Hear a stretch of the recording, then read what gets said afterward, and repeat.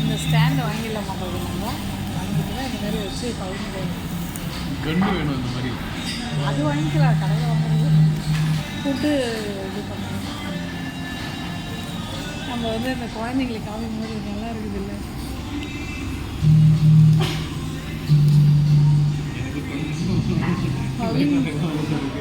இது என்ன பச்சை சிக்கனா? வெந்தது தான் மேலே மட்டும் கிறிஸ்பியாக